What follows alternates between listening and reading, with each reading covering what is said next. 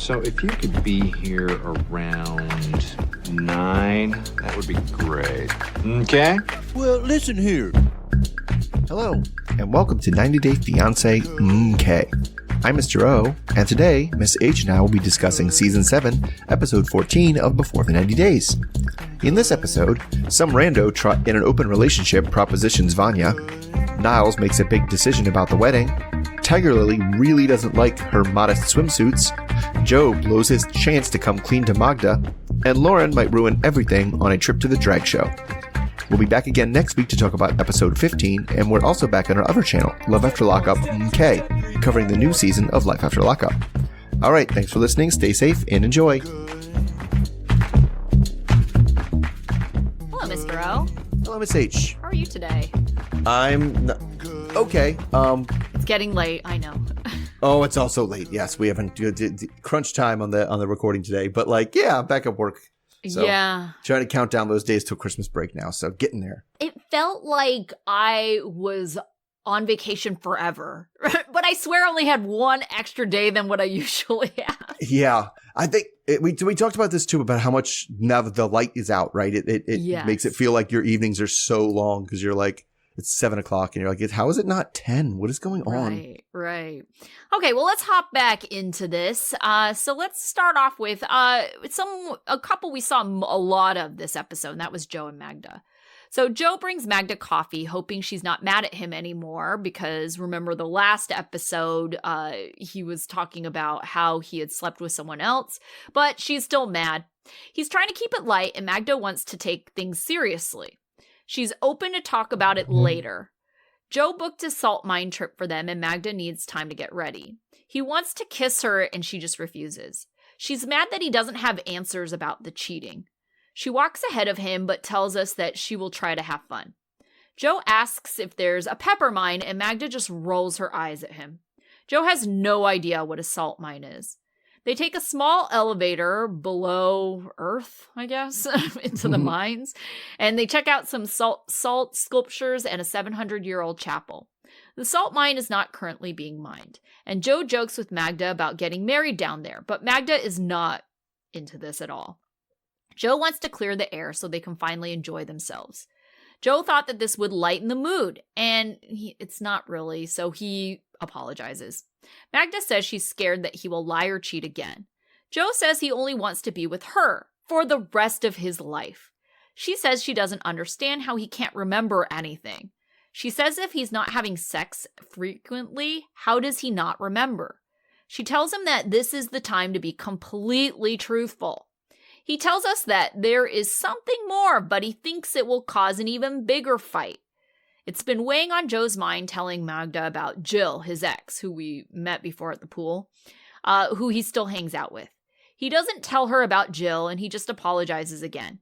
Magda says that she can't trust him, but she loves him. Joe assures her that he's only hers forever, and they kiss. Joe has rationalized that he dated Jill like 7 years ago, and it just doesn't matter now. They walk out of the salt mines hand in hand. Magda says she needs some time to trust him, and he has to grow up. As they leave, Magda says she's not feeling well, and her head hurts. Joe suggests a nap, and Magda says that she's never felt like this before. Joe is being attentive, carrying her purse, bringing her ice. He hopes that she can see how much he cares. Magda has never had a migraine before and thinks that this is what a migraine is. Joe comes out with a kimono and she cracks a smile as he crawls into bed with her just to snuggle. He rubs her temples. He calls her the brains of their operation, so they have to protect them. Joe is in the kitchen wearing his kimono, making her eggs. It ends up that Joe slept in the bed with her, but nothing happened. To Joe, it just looked like she had a hangover. Magda is getting breakfast in bed, and Magda says that it was nice sleeping with him. She is feeling much better, so she wants to meet up with her friends. Magda pinches his face as Joe says that they should go, as he says it, and they bleeped it out, fuck shit up. They go to a garden boat. He's excited to meet Magda's dog, Hades. Joe hugs her friends. He likes the dog, but he has been warned that if he cheats, the dog will eat his penis. The friends are asking if they've been surprised by anything. They didn't have anything that notable to say. Her friends are worried because Magda does take things fast. The friends ask if they have to get married, and Magda wants to live in the US, so the answer is clearly yes. Magda wants to build a family, and they have to start soon. Joe doesn't understand why they're rushing it if there's doubt and trust issues, and they've already fought. The friends ask if 3 weeks is enough time to know, and Joe says he doesn't know. And Magda says, wrong answer, because he needs to be sure. The friends bring up Magda's German boyfriend that she moved to Germany for. Magda says it was a big mistake, and Joe is acting like this is new information. Magda moved to Germany for 1.5 years. Joe thinks she's willing to move without really knowing him, and he thinks that it's a pattern. It's reckless and impulsive. Okay, why do you think Joe is saying he doesn't know if, he wants to get married and, doesn't know if he wants to be committed? And he's like telling her, oh, we'll be together forever. I will be here forever. Right. Joe is not a smart person. He even said he's not the brains. And it's one of those things that he says so many jokes that it's like, are you joking or is that what you really think? Like, what? Then we have like that, I was thinking of the pepper mine joke, right? Mm-hmm. But he's just like, solve problem in front of my face right now. Problem in front of my face right now is this woman wants me to tell her I love her and only her and I'll be with her forever. So that's what I'll say. That's what I'll go with. Later on, he's like, wait, do I want that? Oh, well, whatever. Like, I don't care. So he's not a long-term thinker. This is a guy I might want to play chess against because I feel like he's like, aha, nothing can beat my queen. Oh, crap. Something could beat my queen. Yeah, what an idiot. But I just don't understand why you would tell someone, like, act like clueless about, like, oh, you want a commitment, but then you've been telling people you want a commitment. He told his family before he came there that she wants to get married and move to the States. He has said that repeatedly. Yeah. He's been telling her, oh, I only have eyes for you. I want to build a life with you. And then to turn around and be like, oh, I didn't know she was so sold on commitment. Yes, you did. Like, that's a lie. You definitely knew that. Right. Yeah. So it's just super frustrating. And it's like, I don't really believe him that he wants any commitment because, one, he definitely gives off. And we've said this like every single episode he's been on. He's total fuckboy. But it's like, but all of this, like, he's that guy who acts like he wants to be committed and in this relationship. And then the moment that you kind of call him out and be like, oh, okay, all of a sudden it's like, whoa, I don't know about that. I don't know about this commitment thing. He's an energy matcher, right? Whatever energy you're putting out there, he's going to match that energy in the moment just to keep you satisfied and keep you happy. Right. And it's not until push comes to shove or when he doesn't care anymore. He's going to be like, whoa, who said anything about commitment? I don't know anything about commitment. But it's just like the way he talked himself out of, she gives him a chance in the mind. Is there anything else you need to tell me? And he's in his head being like, yeah, there is something else I should tell her. Right. It's going to upset her right now, though. So I don't want to. No, nothing. Right. And then we're good. And then immediately is like, actually, you know what? It's not a big deal. She won't care. It doesn't matter. It was 7 years ago. It's like, then he made up this whole other story when you know it's a big deal. You knew you should have told her. Yeah. He is not a smart man. And it's like, I feel like we probably should have guessed that by the fact that he couldn't get to the airport or set an alarm or pack clothes or remember his passport or a whole litany of other things. How is he surviving life? I don't know. And he supposedly sells like high-end real estate. Like I would not, but I mean, I take that back. I could see him being a salesperson because of, again, the energy matching, the telling you what you want to hear, right? We're just going to kick it and have a good time, man. It's all right. And then everything's good. It's probably pretty good personality to have as a salesperson.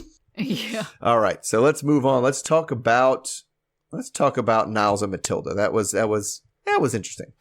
So Niles and Matilda are still arguing in the car, and Niles is telling her that he right now cannot handle the energy that it takes to argue and put up with her yelling.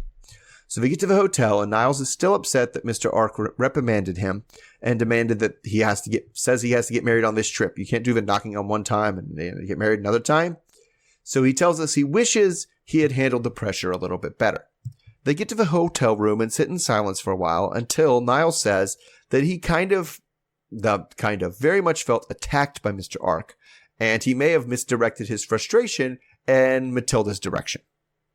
He says he should not have accused her of trying to mislead him, and she is upset that he acted as if she hadn't told him anything at all about Heavy's marriage ceremonies and knocking ceremonies work. And he was like, well, you did, but it just seemed different when Mr. Ark was explaining things. He apologizes again and says that now things have calmed down. Mm-hmm. He realized that the most important thing is that they're together. So he says he appreciates how much her family has been like bending the rules to accommodate him. And maybe he shouldn't expect that everything is just done his way. It seems like that insistence on doing it my way is where things always go off the rails. But he tells us now that he has had a change of heart. He changed his mind and says he wants to get married now traditionally, right or soon after the knocking ceremony. He tells us his change of heart is because he has never met anyone as patient as Matilda, and he's learned more about the customs of Ghana and their importance. So the question left in his mind is if they still need to do the big wedding party thing that she had planned. And she says, no, they don't. Like, it actually seems like a actual compromise. It's like she wanted to get married this time. He didn't want to have a party. Oh, they thought of something. Unbelievable. So now they fully do seem to be on the same page. And now they have 2 days to put together all the wedding stuff, even if it is just a small wedding. There's clothes to buy and things, bride prices to pay and all kinds of stuff like that. So producers ask Niles if he feels like Mr. Ark pressured him into this decision, and he says no. He says Mr. Ark gave him the information he needed to make the decision, and he doesn't feel like he has to do this. He feels like he wants to do this. All right, so now that everything is settled between Niles and Matilda, it's time to get these ceremonies on the road, and there's no time for squishy, as Matilda puts it when he was trying to like make out with her or something. So they're going to her mom's place so that Mr. Ark can kind of explain the situation and smooth things over. So, and then also discuss the terms of a bride price. So like all the Americans on the show, he finds the bride price a weird custom, and he hopes that Mr. Ark can get the price low enough because Niles keeps telling us he's not a wealthy man. Mr. Ark gets started and explains that Niles had different plans, but as his stand-in father, he has decided that everything will be done at once.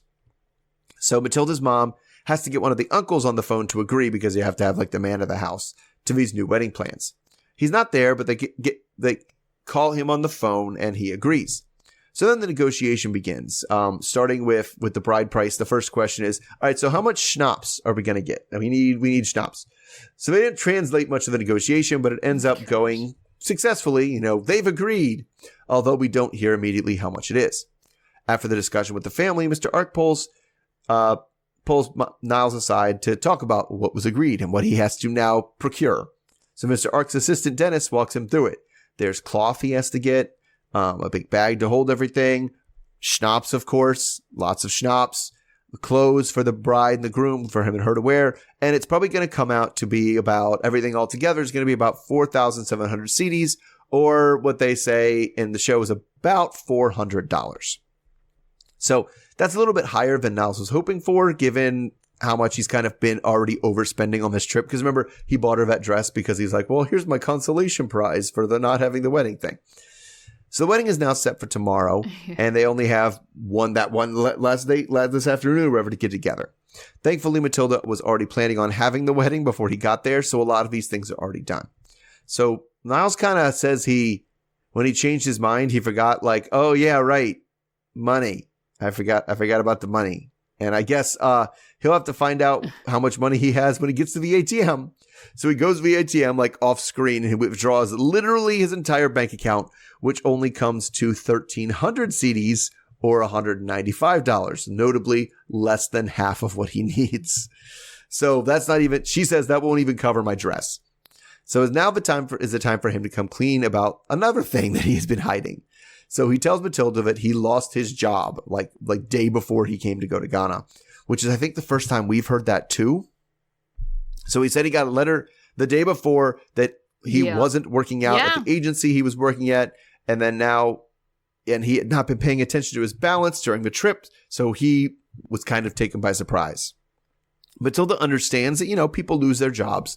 But damn, if we had known you lost your job, we could have negotiated something lower. Like, man. So what are we going to do now? Now they got to come up with this wedding. And Niles' plan is to ask Mr. Ark to cover things, which he's going to do in the morning. So he thought about asking. Oh my god! He thought about asking his parents, but he doesn't think they would agree. Dad. Yeah, this is so weird. Mr. Ark has to feel like he's been scammed, right? Like, right. Well, and I think now you're Mr. my dad Ark, now. I wouldn't be surprised if he does agree to help, because now his name is like on this thing. You know, I promised that this guy would be able to put this stuff up, and if he can't, it looks bad on me. But it just seems like, why didn't this guy just tell her everything? Like, it's this drib drab that has to be driving her crazy, right? Yeah, definitely. I am so confused by how we did a 180 here. I am confused how they were fighting last week, and now all of a sudden, not only are they not fighting, but they're getting married. I'm confused why he's completely disregarded, because if we recall, when he was saying goodbye to his family, all they said was, promise us that you won't get married. Oh, okay, don't worry, I won't get married. Not only is he getting married, but he has replaced his father, apparently, with Mr. Ark. Like, what in the world happened here? I think I do kind of understand it, because, I mean, I understand why he wants to keep Matilda around, and he feels like this is something nice he can do for her. And if you decide, listen, I'm going to marry this woman no matter what, right? And so once you get to that point where you're like, it's not, he is a 180 and like promising his family and stuff, but I understand being like, because what part of it was the reason he didn't want to do it was because like, I'm not sure if I want to do it. I'm not sure if I want to get married at all. We need more time. I got to think about it. Yeah. And I think he just got to the point where he's like, no, I'm definitely going to marry her. So why am I moving all these parts and offending all these people just to do it? Because we're definitely going to do it. Why don't we just do it right now? Yeah. I mean, I don't know. It's the smartest thing. I did appreciate that, like, when he changed his mind, she was like, we don't have to do the big party thing. Which kind of goes to what we've all been saying, is that she only really wanted to do it as a consolation. But I think this is now she's going to have the wedding, and she agrees she doesn't have to have she doesn't have to have the 90 people at the wedding either. Yeah. So, I mean, I don't know. She seems. Exactly. So, yeah. She's lost it a couple times, got frustrated, but she does generally seem like way more patient than most people would be. Oh, yeah, absolutely. So, yeah, I agree. Let's see here. Moving on to Vanja and Bojo, which at this point, can we just agree that's just Vanja? It's just Vanja. We're just going to single life it out for till the season's over. Yeah, so Vanja is still reeling from the night before. She's disappointed that her and Bojo weren't on the same page. Vanja never expected this, and she feels like a fool. She admits that she's been bad at picking men, and she's just confused. Later in the day, she's sightseeing by herself at the national park, and she calls her cousin Sinella. And she says that she tells her she feels awful. Sinella echoes that he's not right for her. She encourages Vanja to stay in Croatia to enjoy her vacation. Sinella suggests that she goes back on the dating app, and Vanja thinks it's too soon. Sinella wants to meet a man that makes her smile and buy her flowers that is not a trash plant. Vanja feels like Sinella just doesn't get it because Sinella's married and she doesn't realize how it feels to constantly feel rejected. While out at a coffee place, a man approaches Vanja and tells her that she looks really lonely but beautiful, and would she care if he joined her. His name is Noah, and he's from Switzerland, and he asks her what she's doing in Croatia. She tells him that she came there to meet her boyfriend, but he immediately friend-zoned her. Noah encourages her to stay and enjoy her time there. Noah is upfront about being in a relationship, but tells her that, hey, we just opened up our relationship. Vanja tells him that she appreciates his offer, but no thanks. That's not her style, and she just doesn't share. She does feel better that someone found her attractive, though, and this has motivated her to possibly check out the apps. All right. So, what do you think about Vanya's move to stay in Croatia and possibly date? I mean, the move to stay in Croatia is a good one. Like, why would you go? You already have the hotel. Yeah. You already have the Airbnb. You already have the airfare. It'd be more expensive to change your flight back. Just stay and enjoy Croatia. Date is interesting. Like, depends on what she means by date. Like, because if you're like, I'm bored, I'm done. Let me just have a Croatian fling and then never go back. But if it's like, I'm going to try to cultivate a relationship on the dating apps in a place far away from my home that I could just replay what I did before, it seems weird. Yeah, that seems like a bad move, because I think it's one thing to kind of accidentally get into these situations where you meet someone and you cultivate that relationship. But I just feel like it's such a hardship for any relationship in that. And I think that's why a lot of these couples kind of confuse me a little bit. You know, it's like, why would you choose to have long distance and like all these hardships to your relationship? And people actively, you know, try to date someone from another country. So I feel like there's something fundamentally wrong with them, that they have to add this like added extra layer of hardship into their relationship just to like, you know, be with someone. And I feel like Vanja, and I get where she's coming from, where she feels like she's been single forever. She can't meet anyone good. She feels like her married friends just don't understand because they see how amazing she is. And they just say, just get out there. You'll find someone, because they objectively don't understand how she's single too. And, you know, and I know that can be really frustrating, and it does make you feel more alone when your friends don't get it either.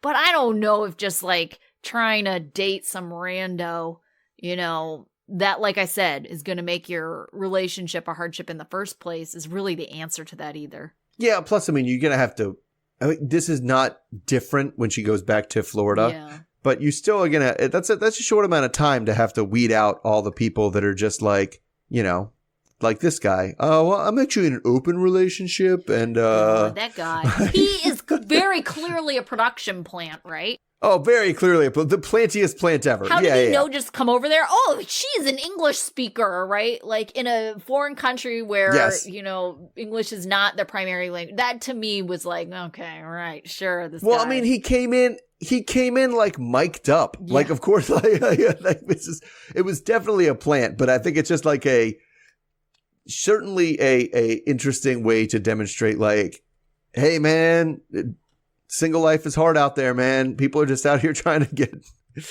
get some side pieces and move along. Right. Yeah.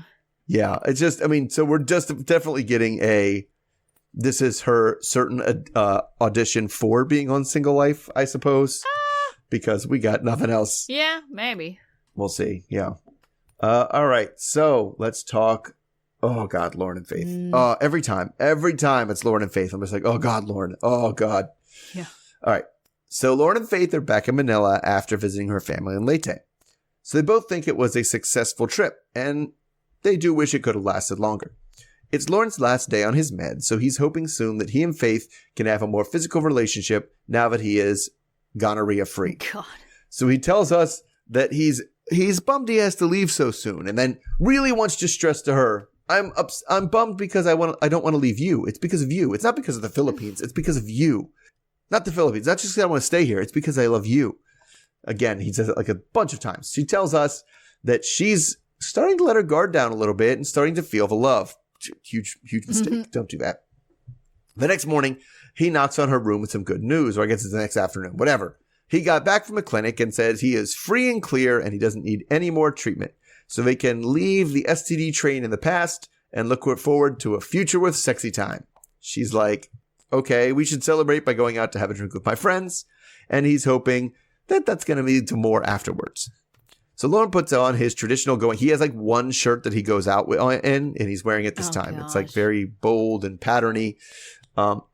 So and then in the car, he starts to wonder, like, I wonder what drag shows are like in the Philippines. Are they different than they are in the U.S.? What's the differences? What's the similarities? And that's because they're going to her friend's drag club. And that's clearly because it's something everybody in the situation is into drag. So she introduces him to Len, Don Don, and Angel as her boyfriend. Outside, the friends say that she really does look happy. But at the end of the day, dude's a cheater. Like, I don't trust him.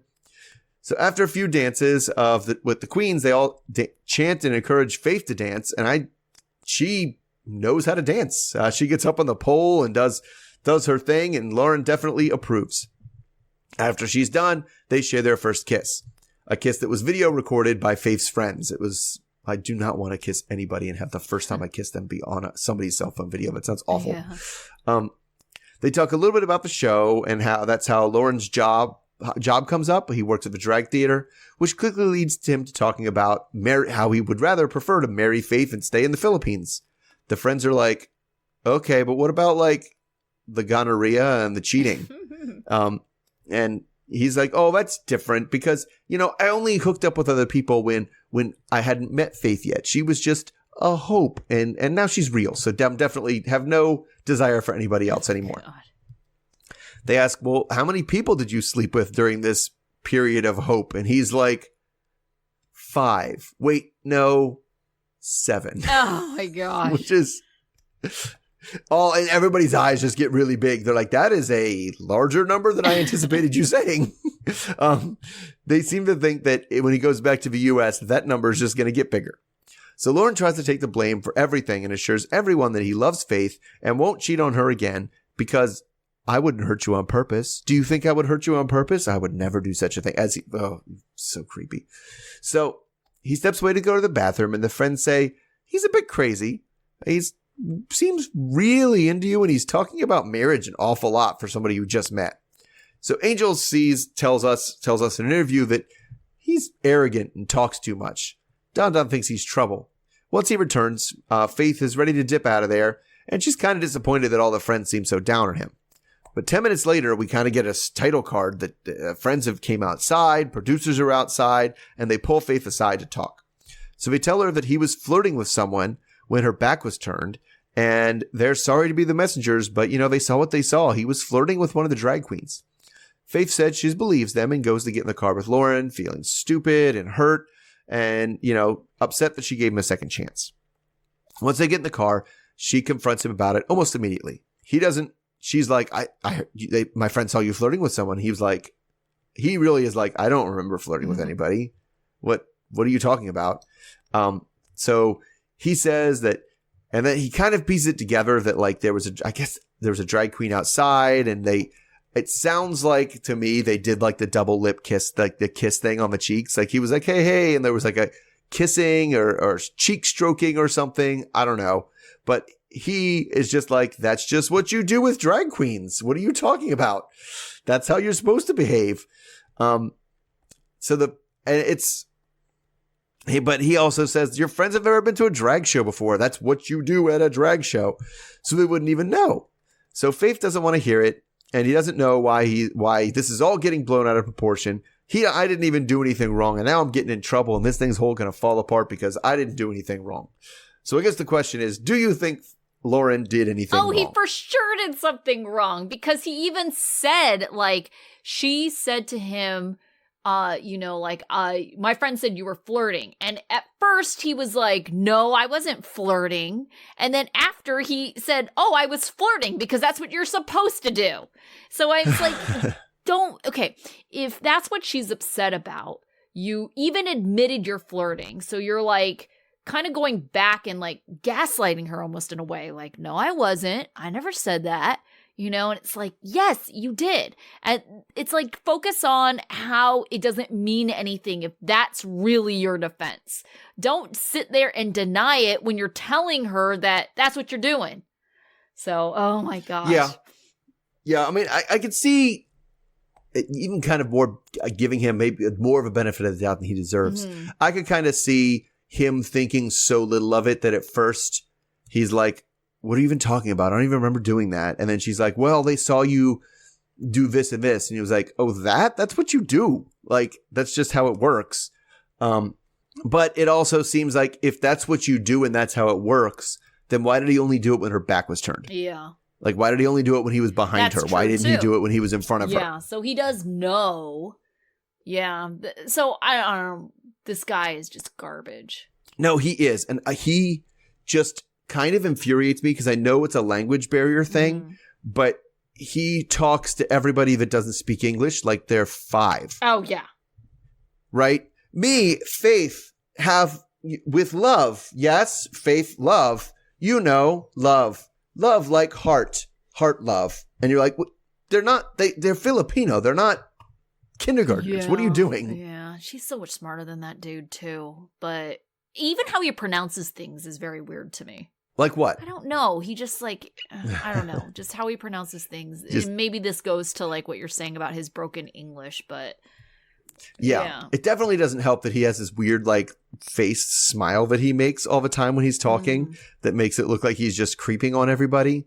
And especially when he does the things like that. Like there's a lot of Loren doth protest too much when he's like, I'm definitely here for you, not the Philippines. I don't want to come. I don't need to come to the Philippines. I'm here for you. Right. And like, I wouldn't hurt you. Would I hurt you? Why would I hurt you on purpose? Don't you think that I wouldn't hurt you? It's like very, very much is like, well, not until you said you're going to hurt me a bunch of times. Now I'm very suspicious that you might. Yeah, definitely. All right, let's move on to Tigerlily and Adnan. So Tigerlily wants to go to the pool, and Adnan says that he will wear a shirt to the pool. Tigerlily has bought a few swimming options for him to choose from. Tigerlily feels like progress is being made with the whole double standard argument. Adnan tells her diving suit looks cute, and she's like fully covered, like everything is covered, head to toe, just hands, face, and I'm assuming feet are just the only things. But Tigerlily doesn't want to be covered up at the beach. She says that she's been more covered up going skiing. She's worried about tan lines and vitamin D, which, okay, if you're completely covered up, there are no tan lines. She won't have any tan lines. Yeah. Tigerlily comes back out with what looks like a black cocktail dress. So it's sleeveless. She's got bare arms and legs. And, it's actually not acceptable. But Adnan says that he will allow it since it's the first time because he wants to ease her into the Muslim way, which is like, that's a terrible strategy. That's the opposite strategy that you need to take. Yeah, yes. So Tigerlily is seeing other people at the pool wearing bikinis and she's becoming frustrated. Her dress is floating up around her and becoming a straitjacket on her. Adnan says that they will fix it, but he doesn't actually know how. Tigerlily reminds us that she told herself she would never be in a controlling relationship, so she wants to nip this in the bud. Adnan says that she knew that when they were married, she would have to change and it would be difficult, but Tigerlily didn't know that when he said her life would be different, this is what he meant. She thought that he meant like, oh, it's going to be full of romance. He just tells her that she doesn't have a choice and she can't wear a bikini. Tigerlily asks if he's going to want her to cover more, and he says yes, because what she's wearing is bad. Tigerlily then accuses him of changing things, and Adnan says that he's trying not to upset her, but he also believes in his religion, so he just doesn't know what to do. Tigerlily gets emotional as they talk about it with the producers, and she says that it's because she doesn't have a choice and she needs to make him happy, and she's the one who has to compromise in this situation. Adnan tells her that he doesn't know how they can fix it. All right, so how are they going to fix this? There's no way they can fix it. Both of them are too stubborn and too dumb to even understand what the other person is saying. Yeah. And I don't see how it possibly works out unless this is all fake. Yeah. Because that's the other rumor kind of going around is that she's still married to her ex-husband. And so how could this marriage possibly be legal if she is already married?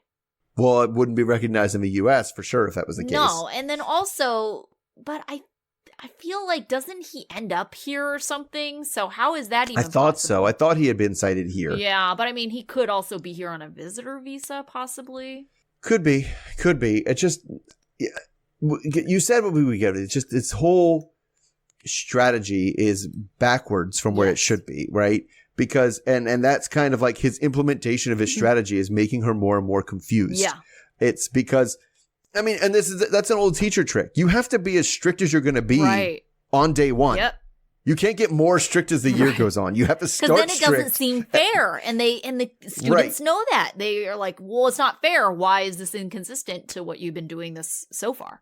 Yeah, we've been doing this other thing the whole time. And now just all of a sudden you're meaner and I can't turn it in late. What the hell? Right. Like, and so, so that seems unfair when you make things more restrictive. So to be like, well, I'll make it a little bit restrictive now and then add more restrictions later is literally the opposite strategy that works ever all the time. Right. Right. So, yeah, I know that he doesn't want to upset her, but at some point he's going to have to upset her. So I don't know why he's just kicking the can down the road and like, oh. Well, he just thinks at some point she's just gonna fold and accept it. Understand and just do it. Well, I mean, he's not completely wrong because she even says, like, I'm the one who has to compromise and I'm the one who's going to have to do this. Well, because he says things like, because he's also just a terrible negotiator on every step. Yeah. Because he starts with, I mean, he's like, I don't want to control you, but I get to tell you what you can wear and it's not your choice. And it's like, well, then that's control. What is that? I don't want to control you, but, right? It's like, but you should just choose to do the things that I want. And then I wouldn't have to control you. You see, I wouldn't have to decide what you eat if you just ate healthy stuff all the time. And so isn't that really your fault? But like, yeah, she calls him out and like, oh, you're just going to let me wear whatever now. I'll never know what the rules really are because you're just going to keep getting more strict and more strict and more strict. And then he just always ends up in, it doesn't matter. You don't have a choice. It's already done. Like it's just a matter of time before you do everything I want. And it's like, wow, like I don't get it because and then he says, well, it's my religion. And then she never, ever, ever comes back with, it's not my religion. Right. My religion says my wife has to do things. And it's like, then you should have married a wife that wanted to do those things. Yeah. Yeah, definitely. I don't understand how this couple is going to make it out. And I don't know. I also think that bathing suit would have worked better if she didn't have big fake boobs. I just think that she got in and the boobs are like floating boobs and like just pushed everything up into her face. Honestly, I think she would have been more comfortable if she was wearing the full on like wetsuit. It looks way more comfortable. Yeah, because then she wouldn't have had like loose things just floating around. Right. Yes. And it wasn't even like they were at a beach. They were in some kind of like indoor pool area. So how does that even make a difference if you're outside? If you're not outside, I mean. No, I think she was just looking at like but that's the thing too, is she picked this fight. She was like, oh, today we're going to have this fight. Yeah. Because they didn't have to go to the pool. No. They didn't have to go to the beach. Like she's like, let's go to the pool so we can have this fight. Let's go. Yeah. All right. So we did not see, I don't even know if we're going to see Chitty and Renee. I think we're done with Chitty and Renee. Yeah. Because they're not, my understanding is they're not even going to be at the tell-all. Yeah. And we're not going to see, we didn't see Brian and Ingrid this time around. So Vea and Sunny. Oh, right. Vea and Sunny. So out of the group you saw this time, who would you say is your student of the week? Let's think. I would say Matilda. Okay. She did get what she wanted with the wedding. Mm-hmm. I like that she compromised. And I like how patient she's been. And I don't like anybody else. So yeah, that's true. I do like her just in general. But I actually went with Vanja because honestly, she's kind of dealing with this breakup pretty well-ish. And I think also her not compromising her standards just because some guy is like, oh, yeah, I'm into open relationship. And she's kind of in a more vulnerable state. And I was like, okay, well, that was something positive at least. Yes. Say no to hooking up with a married guy. Right. Good job. Yeah. What about your dunce? I'm gonna say Joe. Just from what we talked about, he's getting to the point where he's annoyingly dumb to me. Like, look what I'm wearing. It's a kimono. It's from Japan. Like, no shit, it's from Japan. Everybody knows what a kimono is. God. Right? Yeah. And then just doing that thing, like we said, like saying one thing to Magda and then immediately coming in the interview and be like, I don't know if that's what I want or not, but that's what she wanted to hear. So that's what I told her. It's just like, that's terrible. Yeah, dumb. I went with Loren. Just because of the whole like flirting thing and then trying to pretend like, oh, what? Nothing happened. Oh, I was flirting, but that's what you're supposed to do, and kind of changing the story on her. So he deserves her being upset with him. So, all right. What about your life lesson? My life lesson would go I guess it would go for Tigerlily and with this dumb swimsuit thing. Like, at least swim in the thing before you give it a try. Like, I thought it was funny because it was like the swimsuit she had on looked fashionable. Yeah. Like it had patterns. It was like way better than I expected. And I don't know. It just seemed to me that it was just like, why did you change to this stupid, uncomfortable thing? And the ground rules need to be set like before you actually get to the pool. Like, and it all just comes down to, as forever, communication. But discuss what you're wearing before it's time to change. I guess that's what it comes down to. Yeah. I have a life lesson for Joe. Read the freaking room when it comes to telling your dumb dad jokes. It's so obvious Magda is so over his jokes, the way she rolls his eyes whenever he says something so cheesy and dad joke. Like, and it's they're not even good dad jokes. No. He's just like, penis, penis. God. And he is just not getting it. So read the room, Joe. Yeah, I mean, he needs to read the room for like a lot of other until things she too. was sick, basically everything. Yeah, pretty much. All right, so we will be back again with this group next week, as far as we know. Yeah, we should be. All right, so until then. All right, till then. Okay. Bye. Bye.